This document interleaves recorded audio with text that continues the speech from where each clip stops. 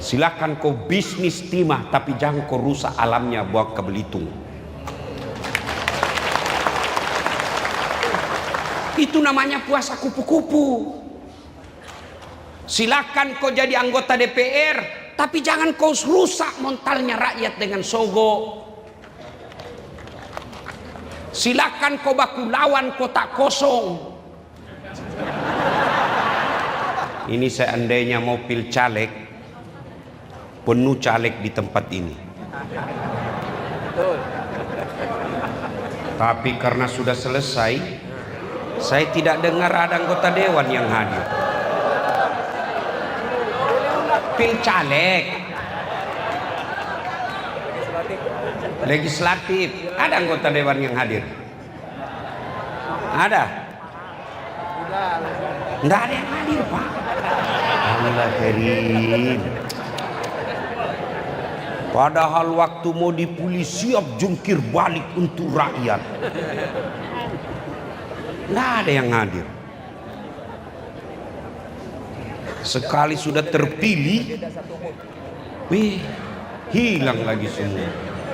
Ada begitu di sini? Ada begitu di sini? Ah, kau salah. Kenapa kau pilih? Iya.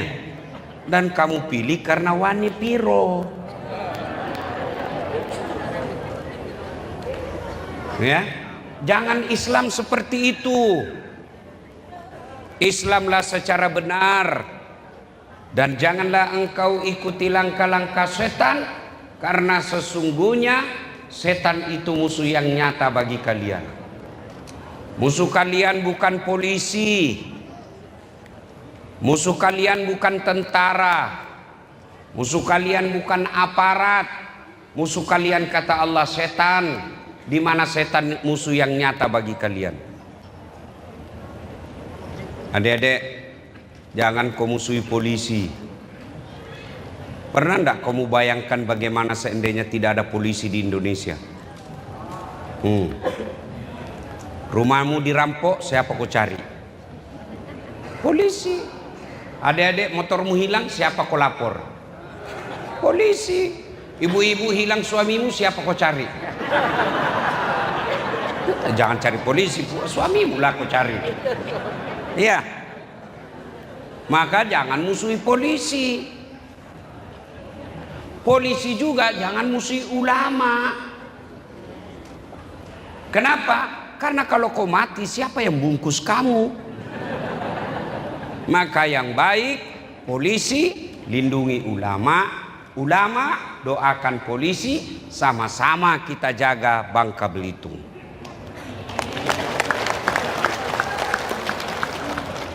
Musuhmu setan. Dan di tempat ini, ketika Bapak Ibu mau hadir acara ini, setan berusaha menggagalkan agar kita tidak datang. Tidak usah kau datang, capek. Tidak usah kau datang, baru saja kau kerja. Tidak usah kau datang. Alhamdulillah, setan yang ada di rumah berhasil kita kalahkan. Apakah setelah duduk di tempat ini setan menyerah? Tidak, dia goda lagi kamu agar tidak dengar ceramah. Tidak usah dengar ceramah, tidak usah dengar ceramah. Pegang HP-mu, pegang HP-mu. Jadi Bapak Ibu yang pegang HP sekarang sesungguhnya kena godaan setan. Iyalah, bagaimana kau mau dengar ceramah kalau kau sibuk begini? Sudah dikasih tahu masih juga kau pegang HP-mu. Aduh, bukan lagi kau taman setan, kau jadi setan di acara ini. Simpan dulu HP-nya, bisa? Bisa? Simpan HP-nya, bisa? Ibu-ibu simpan HP-nya, Bu. Ibu-ibu yang pegang HP, saya doakan suaminya kawin lagi. Kenapa bapak-bapaknya yang heboh? Simpan HP-nya ya. Kalau merekam, ndak usah Bapak Ibu yang rekam ya, pasti gambarnya ndak jelas, kabur. Ya. Gimana caranya? Tuh ada kamera saya bawa tuh dari Makassar. Tuh, biar dia yang rekam. Suaranya bagus, gambarnya jelas. Tapi kau bawa pulang kameramu, Ustaz, jangan cemas, nonton YouTube. Judulnya Bekisah Bangka Belitung. Sudah itu jangan lupa like and share. Iya, saya heran kita ini umat Islam. Boleh dikata hampir 90% penduduknya muslim, tapi ulama-ulamanya sedikit followernya. Coba lihat. Ayo bandingkan artis dengan ketua Majelis Ulama Bangka Belitung. Berapa followernya? Jangan ketawa, saya serius ini. Artis yang tidak jelas kontennya, tidak mendidik kontennya. Hai guys, kita lagi di Jepang guys. Hai guys, kita lagi di Jepang pengantin guys. Ternyata yang pengantin pencuri timah.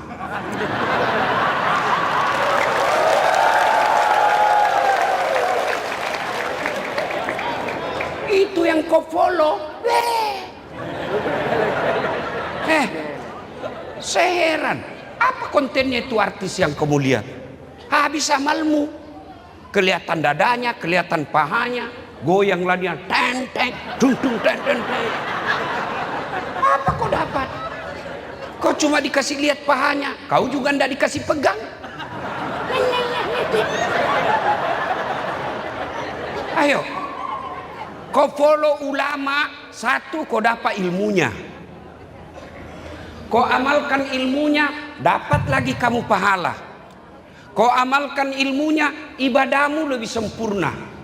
Kau share lagi videonya, dapat lagi kamu pahala jariah. Tapi kenapa ulama kau tidak follow? Maka mulai malam ini yang belum follow Dasat Latif, jangan ketawa, saya serius ini. Ya. Wa qala idzan bismillahirrahmanirrahim. Innallaha wa malaikatahu yusalluna 'alan nabi. Ya ayyuhalladzina amanu sallu 'alaihi wa sallimu taslima. Sesungguhnya Allah dan para malaikatnya bersalawat kepada Rasulullah Muhammad sallallahu alaihi wasallam, maka wahai orang-orang yang beriman, bersalawatlah kalian kepada Rasulullah dengan sebaik-baik salawat. Ayo Bu. Salatullah salamullah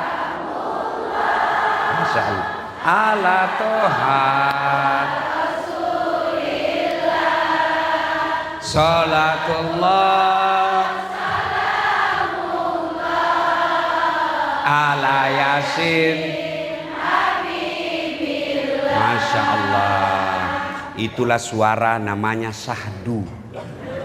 Bukan keras itu, syahdu. Suara begitu yang kasih nafsu kita, Pak.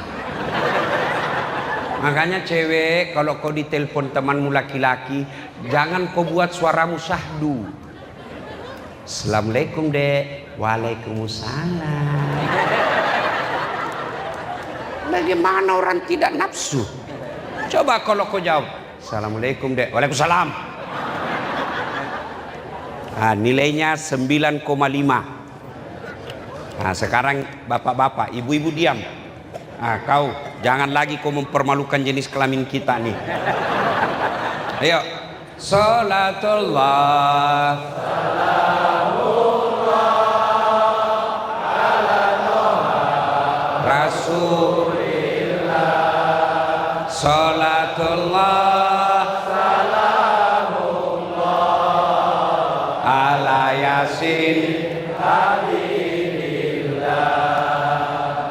nilainya 9,6. Kenapa lobet sekali? Kalau laki-laki kalau meninggal namanya almarhum. Kalau perempuan almarhumah. Kalau laki-laki namanya al-mukarram. Kalau perempuan al-mukarramah, ya. Laki-laki almarhum, perempuan almarhumah. bencong aluminium.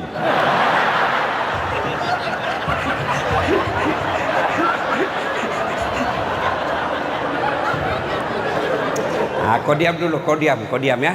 Kau diam. Diam semua. Laki perempuan diam. Kita dengar ini bapak-bapak di depan. Yang mewakili Pak Gubernur dan Pak Bupati. Kau tengok dia mereka salawat. Ayo Pak, jangan mempermalukan pejabat. Ya.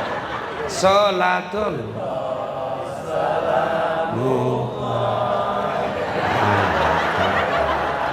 Rasulillah.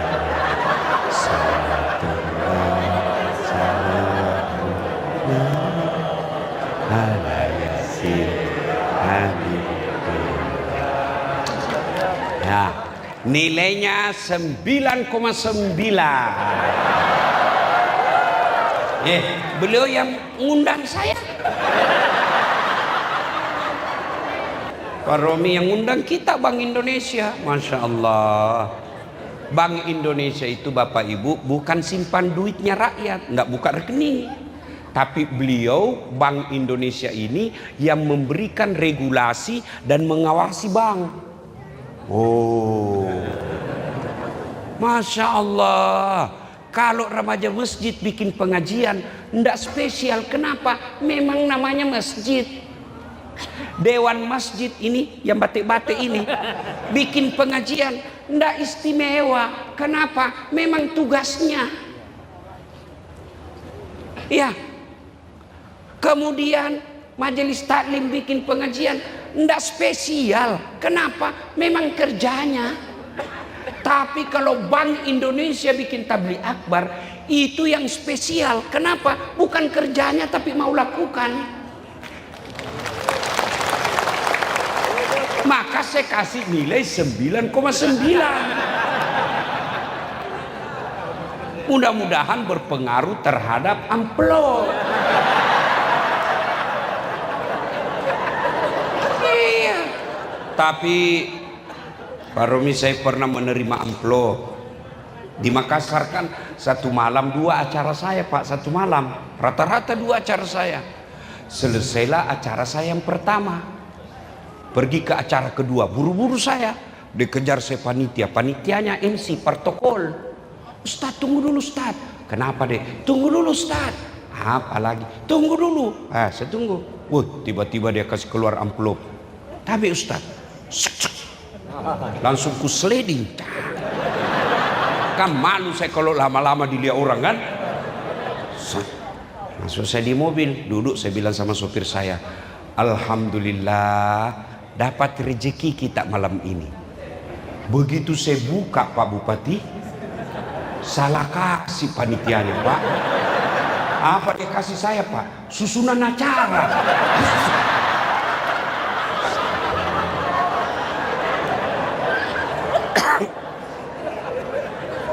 Ketawa betul kalau Ustadz musial. Ayo rame-rame sama-sama kita. Yuk. Salatullah salamullah ala toha rasulillah. Salatullah salamullah ala yasin tawassalna bi bismillah wa bil hadi rasulillah wa kulli mujahidillah bi ahlil bi ahlil badri ya Allah. Terima kasih. Ibu bapak, saudara-saudara sekalian teristimewa yang kita hormati, yang mewakili Bapak Gubernur. Bapak ini luar biasa, bisa mewakili gubernur. Sementara gubernur tidak bisa wakili Bapak. Itulah hebatnya Bapak, Masya Allah ya. Cuma nama saya tadi dia lupa. Masya Allah ya. Yang saya hormati pula semua yang disebut oleh MC tadi. Nah, sudah saya wakili semua Pak, karena kalau saya sebut semua Pak habis waktu. Dan juga sejujurnya saya tidak tahu namanya Bapak. Maka semua yang disebut tadi MC saya hormati juga seperti penghormatan kepada Bapak mewakili gubernur. Selesai. Nah, tuan-tuan yang saya hormati, ada satu ayat dari semua isi Quran. Ayat ini selalu diulang-ulang kalau khutbah Jumat. Kalau ada sesuatu diulang-ulang pasti penting, ya kan? Bapak-bapak masih ingat waktu Covid? Masih ingat waktu Covid? Ada enggak pengumuman diulang-ulang? Waktu Covid apa pengumuman selalu diulang-ulang? Apa? Pakai masker. Di masjid, di kantor pemerintah, di pasar, pakai masker, pakai masker. Tiap hari diulang-ulang, pakai masker. Kenapa? Penting. Sekarang masih ada? Masih ada pengumuman pakai masker? Tidak. Kenapa? Sudah tidak penting. Ayat ini dari sejak Nabi sampai 1400 setelahnya masih dibaca terus Jumat. Kenapa? Pasti penting. Ya ayyuhalladzina amanu taqullaha haqqa tuqatih wa la tamutunna illa wa antum muslimun. Wahai orang-orang yang beriman, bertakwalah kalian kepada Allah dengan sebenar-benarnya takwa, dan janganlah engkau mati kecuali dalam keadaan beragama Islam. Diulang-ulang. Kenapa? Allah ingin sampaikan kepada Das'ad, kamu mengaku Islam, Pak Asisten, Pak Bupati yang mewakili Bupati, sedulur-sedulur Bapak Ibu sekalian, tuan-tuan puan-puan, kamu mengaku Islam, tapi belum tentu kau bisa bawa Islammu mati. Ayat ini Allah ingin katakan, banyak kalian mengaku Islam tapi bisa matimu kafir. Insya Allah kita tidak akan mati dalam keadaan berzina. Dia ke Jakarta tugas pakai SPJ, dibayarkan pesawatnya PP oleh negara, sampai di Jakarta dia pesan cewek, makan obat kuat. Kalau makan obat kuat berarti dia paksa dirinya kuat. Tuk tuk tuk tuk tuk. Kena serangan jantung. Mati kafir dia, lagi berzina mati.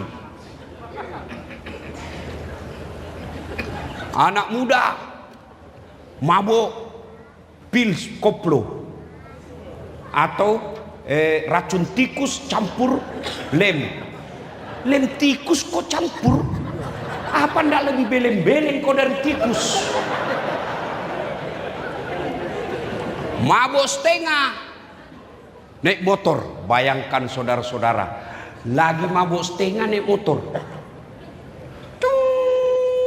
dia listrik dikira aspal, pak tabrak, mati kafir kamu. Kenapa? Ada hamar di perutmu. Tiba-tiba habis terima uang sogo. Kamu melanggar. Kau ndak lihat ini? Saya lihat. Kenapa kau langgar? Saya ndak lihat bapak. Kenapa kau ndak lihat saya? Bapak sembunyi di tikungan. Kasih duit 50.000. Dia pergi minum, beli mie goreng 50.000. Sudah itu makan mie goreng, mati. Kenapa mati? Pas keluar ditabrak mobil. Uang dia pakai uang haram. Apalagi yang menerima uang sogo pilkada.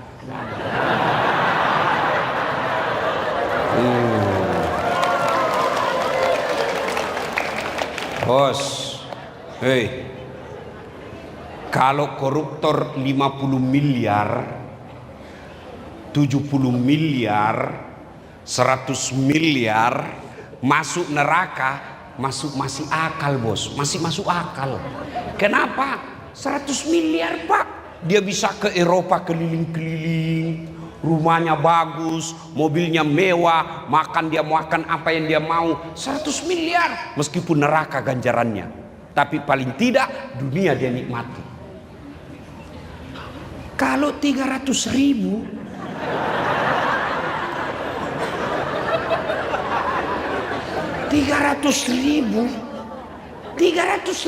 pak, kau coblos gara-gara itu dan kau makan,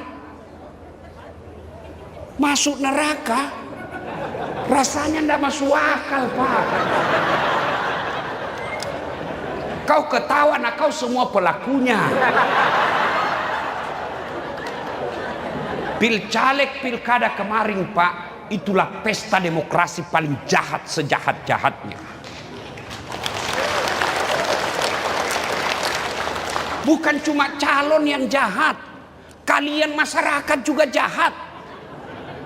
Kau peras calegmu. Nah biar semua calon legislatif, calon kepala daerah, dia siapkan duitnya sampai puluhan miliar. Kalau ndak ada yang mau disogok, ndak mempan. Biar semua caleg mau sogok, rakyat tidak ada yang terima, ndak mempan sogoknya. Biar masyarakat mau terima uang sogok, mau semua mana sogok, tapi semua calon tidak ada menyogok, ndak jalan sogok. Tapi ini ketemu, satu yang mau, satu yang terima. Makanya jangan heran malam seperti ini ndak ada anggota DPR-mu yang hadir. Kenapa? Dia bilang saya sudah bayar kamu. Mestinya mereka hadir supaya dia tahu apa sih aspirasinya Bangka Belitung. Oh, mereka mau ekonomi syariah. Setelah masyarakat senang ekonomi syariah, anggota DPR respon dong. Apa responnya? Kau bikin perda yang memudahkan masyarakat menikmati ekonomi syariah. Bos, dengar baik-baik ini pak. Kalau kita terima itu sogo 300 ribu, 500 ribu, itu sama artinya orang yang baik agamanya tertutup peluangnya, orang yang bagus akhlaknya, orang yang cerdas, orang yang jujur, orang yang bisa dipercaya, tertutup peluangnya jadi pejabat karena tidak mau menyogok. Coba kalau kalian semua masyarakat tidak mau disogok, maka biar anak petani bisa jadi anggota DPR. Biar dia anak buruh bisa jadi anggota DPR kalau memang dipercaya. Tapi karena sekarang jadi anggota DPR harus wani piro, lihatlah anggota DPR-mu kualitasnya sekarang. Lihat bupatimu, wali kotamu sekarang. Belum satu bulan sudah dilantik, bertengkar antara bupati dengan wakilnya, bahkan saling lapor ke polisi. Itu karena kalian mau makan sogo. Nah ini yang diinginkan oleh Berskisah, supaya kamu jangan makan uang sogo. Ini maknanya, ini jangan makan uang sogo. Kalian juga jangan pejabat, jangan sogok rakyat.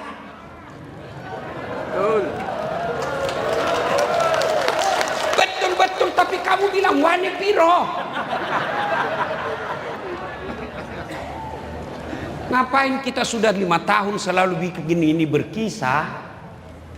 Tapi kalau kita juga masih suka makan uang sogo. Saya tadi baca buku, kesimpulannya. Ini catatanku. Kenapa Allah mengharamkan Ramadan itu kita? Tunggu dulu, minum dulu, minum.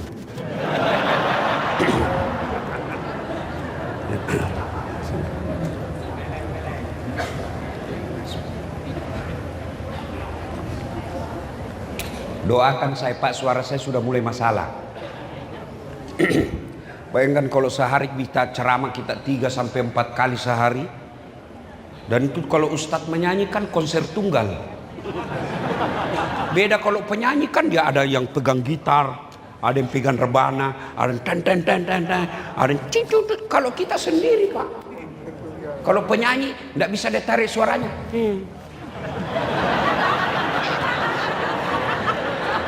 Ini konser tunggal. Ya, dengar. Ramadan. Dalam 12 bulan Allah sediakan 1 tahun agar manusia tidak makan barang haram. Itulah Ramadan. Dilatih kita agar kita terpelihara dari makanan minuman haram. Saya mau tanya, nasi minum halal tidak?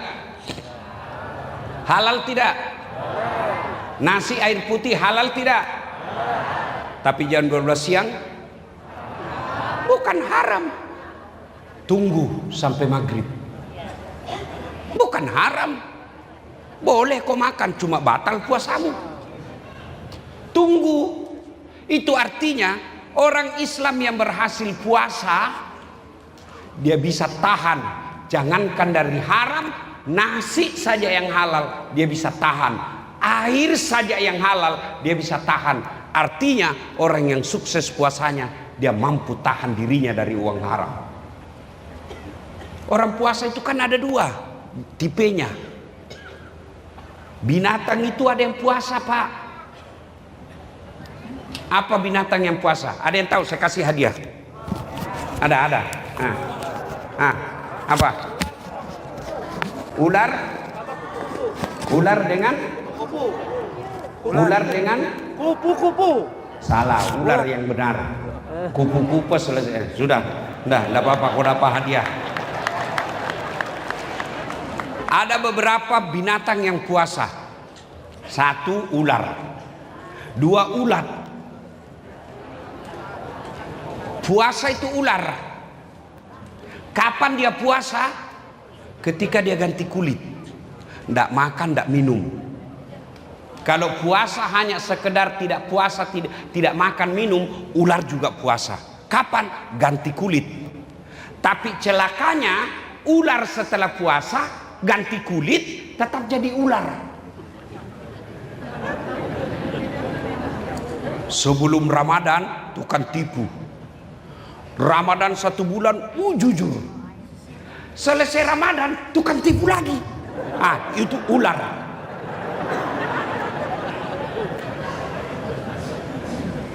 Sebelum Ramadan kelihatan auratnya, tidak pakai jilbab. Masuk Ramadan pakai jilbab. Keluar Ramadan buka lagi, ular. Namanya ular berbisa.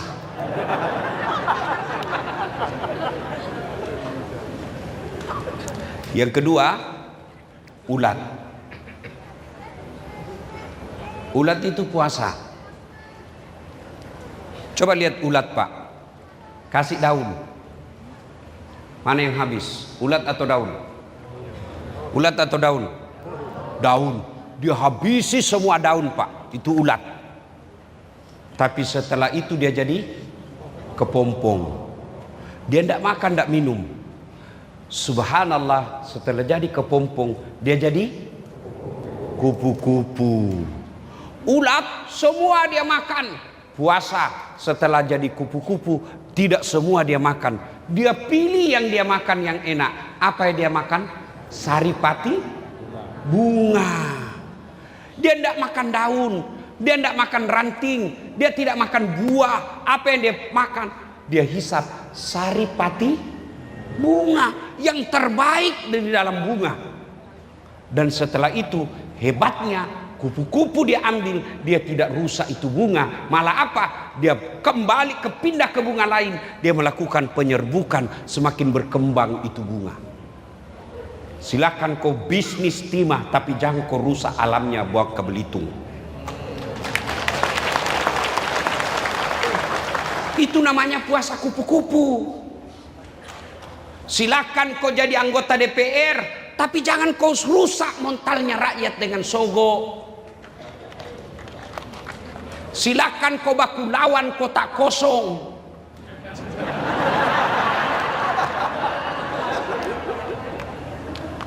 Tapi jangan sogok menyogok. Itu disebut puasa. Dia isap saripati bunga, tapi dia tidak rusak lingkungannya. Begitu meskinya itu yang namanya syariah. Setelah itu puasa, maka lahirlah insan yang bertakwa. Nah, kenapa agama kita sangat memperhatikan soal halal haram yang masuk di perut ini? Ini hasil bacaan saya. 1. Ternyata makanan halal itu menenteramkan hati. Contoh, korupsi. Diambil uang. Setelah pensiun, tidak bisa tenang dia, Pak. Tidak bisa tenang. Kenapa? Biar ada mobil ambulans lewat, dia kira polisi mau masuk rumahnya. Iya, Pak. Sudah selesai pensiun, tidak bisa tenang perasaannya. Selalu takut nanti ketahuan korupsinya. Ketentraman. Maka kalau bapak mau tentram hatinya, jangan riba. Wa ahallallahu bai'a wa harramar riba. Allah halalkan jual beli, Allah haramkan riba. Bagaimana bunga bank konvensional? Sampai saat ini, sampai saat saya ceramah, pendapat ulama ada 2. Bank konvensional itu ada yang mengatakan riba, ada yang mengatakan tidak. Selesai, jam aku ribut. Tapi Ustadz, saya lihat hadir di Bank Mandiri ceramah dan menggunakan lipin misalnya. Saya menabung bukan kejar bunga, tapi untuk memudahkan hidup saya. Kenapa? Karena sekarang mana bisa hidup tanpa berinteraksi dengan bank. Itulah pendapat ulama yang mengatakan halal. Orang yang suka barang-barang haram tidak tentram jiwanya. Koruptor tidak bakal tentram itu jiwanya. Penipu, dagang, tidak tentram jiwanya. Wajar ketika sholat, Allahu Akbar, tidak bisa khusyuk. Kenapa? Hatinya kotor, dikotori oleh barang haram. Saya tidak korupsi, Ustaz. Saya tidak pernah uang sogok. Apa yang mengotori hartamu? Zakat. Kau tidak bayar zakat. Coba saya lihat. Ini apa isinya? Ini apa isinya? Air putih. Halal atau haram? Halal atau haram? Inilah rezekimu yang kamu cari secara halal. Gaji, hasil panen, tidak sogok-sogok, murni halal. Nih air putih. Boleh diminum? Saya kasih contoh cara minumnya. Bismillahirrahmanirrahim. Halal. Tapi karena kamu tidak bayar zakat 2,5% dari hartamu, maka air ini ibu bapak celupkan di kloset. Tahu kloset? Jamban. Tahu jamban? Tempat pub.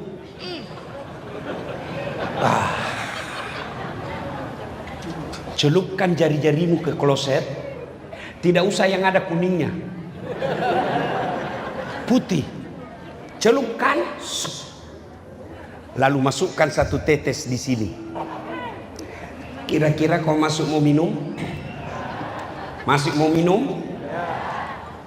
Itulah zakatmu yang kau tidak bayar, satu tetes 25% yang tidak kau bayar, akhirnya mengotori semua hartamu, airmu yang 1 gelas. Bayar zakat.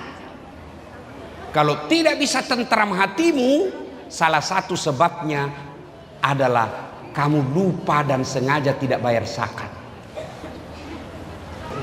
Nah itu, ini air. Yang kedua, contoh ini apa namanya, jeruk. Kalau 1 jeruk bapak beli, berarti bapak punya, iya kan? Kalau bapak punya, haknya bapak sepenuhnya. Boleh kamu makan? Halal. Kamu makan semua? Kamu makan semua? Kau makan semua? Apa yang kau buang? Ikan kamu yang punya. Makan sekalian sama kulitnya. Kulit itulah zakat. Memang kamu punya ini jeruk, tapi kamu tidak boleh makan semuanya. Buang kulitnya. Kulit itulah zakat. Kalau kau tidak buang kulitnya, itu artinya kau tidak bayar zakatmu. Kau makan dengan kulitnya. Kira-kira enak enggak ini kalau dimakan dengan kulitnya? Bukan cuma tidak enak, ikut bahaya. Kalau ini kulit jeruk masih lembut, Pak. Kulit durian. Itulah sebabnya jangan heran kalau kamu tidak bisa khusyuk dalam sholatmu. Kamu sholat Allahu Akbar, tadi uang 100.000, beli pulsa 50.000, beli bensin 30.000, mana yang 20 ya? Allahu Akbar. Sami Allah. Dia periksa semua di kantornya, Pak. Sebabnya kamu makan uang haram, itulah zakatmu yang kau tidak keluarkan. Nih kain, apa ini? Baju. Beli kain 2 meter, terus satu baju saya 2 meter. Apa kain semua saya pakai? Apa kain semua saya pakai yang 2 meter? Untuk jadi baju mesti digunting, buang. Itulah zakatnya, sehingga bisa jadi baju. Bayangkan kalau tidak ada digunting, apa jadinya, Pak? Tidak bisa masuk. Itulah zakat. Jadi kalau bapak tidak bisa tentram, tidak bisa khusyuk dalam sholat, itu penyebabnya bapak banyak mengkonsumsi uang haram. 2. Sampai jam berapa ini, Pak? Hah? Sampai jam berapa? 12. Serius? Bisa? Mampu? Saya yang tidak mampu. 2. Anakmu akan punya sifat keras hati dan istrimu akan melawanmu.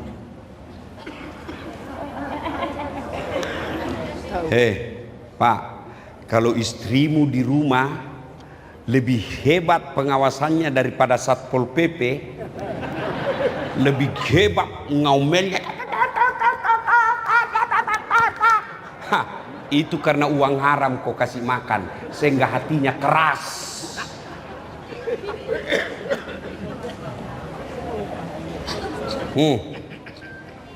Ada di sini suami takut sama istrinya? Ada di sini suami takut sama istrinya? Saya dengar kabar orang Melayu umumnya takut sama istrinya.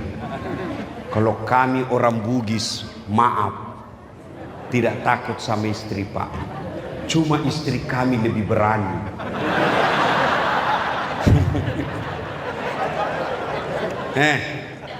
Pak, Bu,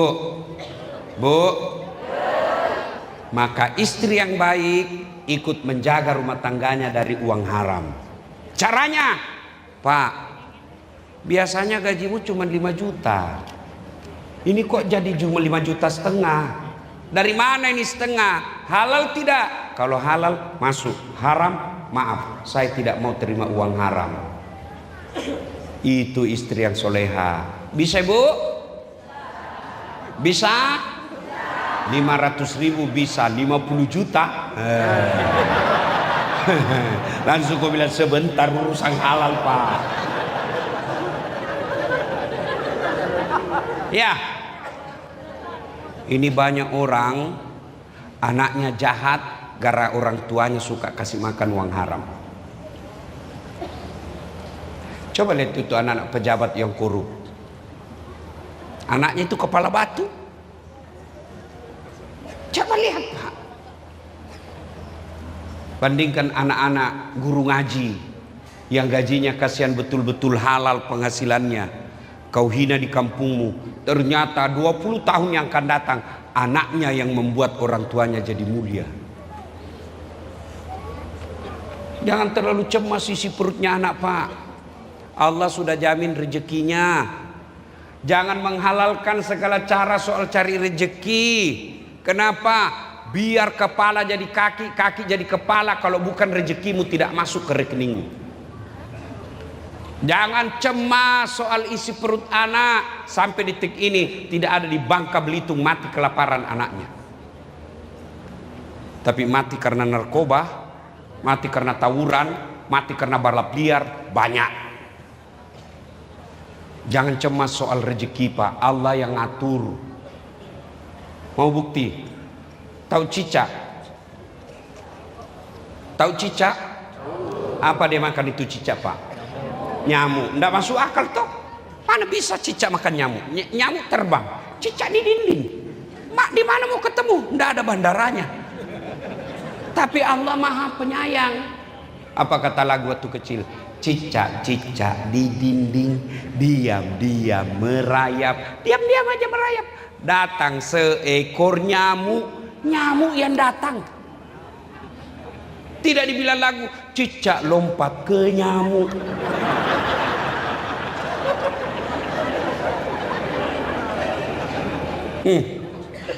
Jelaskan? Wih, anak-anak sekarang Pak mengerikan. Apalagi namanya seks bebas. Zaman saya kecil yang mewakili Pak Gubernur, Pak Bupati, bayangkan kita masa kecil dulu Pak, pacaran pakai surat. Ditunggu berhari-hari baru ada balasannya. Itu pun disembunyi di dalam diktat. Ketemu, pegang tangan aja sudah rezeki luar biasa Pak. Itu pun pegang tangannya salaman.